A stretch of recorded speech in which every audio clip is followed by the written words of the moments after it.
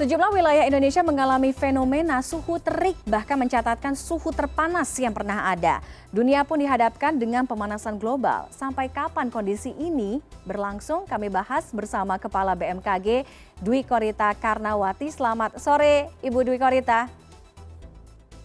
Selamat sore, Mbak Tiffany. Assalamualaikum warahmatullahi wabarakatuh. Waalaikumsalam warahmatullahi wabarakatuh. Ibu, jadi apa sih yang menyebabkan cuaca tuh belakangan beberapa bulan jadi makin kesini makin panas? Bahkan kita tahu ada beberapa wilayah, beberapa daerah yang saat ini mengalami cuaca paling panas sepanjang beberapa tahun, beberapa belasan puluhan tahun terakhir. Baik, terima kasih. Memang benar apa yang disampaikan Mbak Tiffany ya. Sesuai hasil prediksi BMKG bahwa dimulai bulan Juli dan diprediksi hingga terutama akhir Oktober, Indonesia akan mengalami musim kemarau. Dan kemarau kali ini disertai dengan fenomena anomali iklim yang disebut sebagai El Nino yang diakibatkan oleh adanya anomali kenaikan suhu muka air laut di wilayah Samudra Pasifik bagian ekuator timur. Dampak dari El Nino ini adalah musim kemaraunya menjadi semakin kering. Pembentukan awan-awan hujan di wilayah Indonesia, terutama Khatulistiwa ke selatan, wilayah Indonesia bagian selatan, sangat minim akibat dampak El Nino ini. Sehingga tutupan awan-awan hujan itu menjadi sangat minim. Sehingga sinar matahari, sinar matahari ini juga langsung mengenai permukaan bumi tanpa melalui awan-awan hujan tadi. Jadi ada penyinaran yang sifatnya lebih langsung dan tentunya intensitas penyinarannya dirasakan semakin kuat.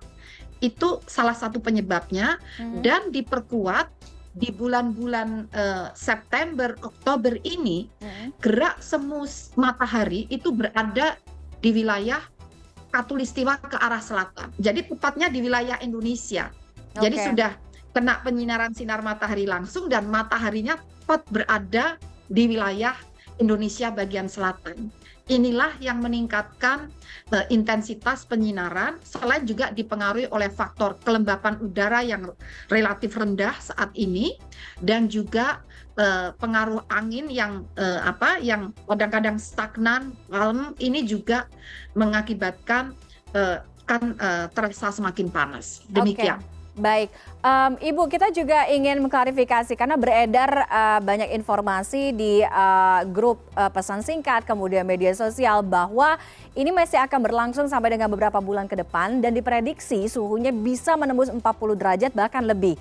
Apakah itu prediksi itu betul terjadi dilihat oleh BMKG?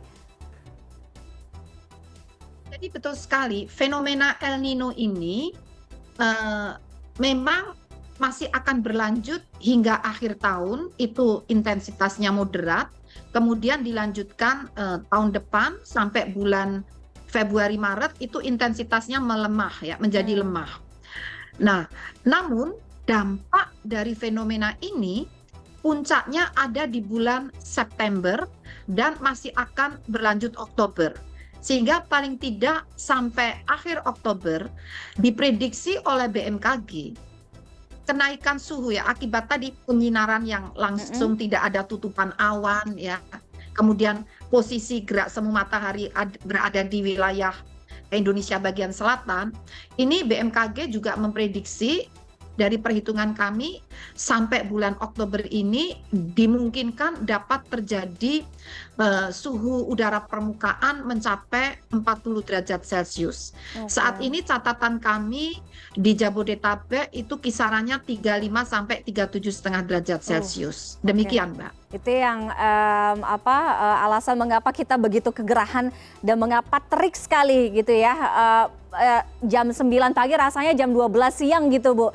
Artinya dengan penjelasan tadi Bu Dwi Korita akan bergeser perkiraan awal musim hujan di 2024 nanti atau bagaimana?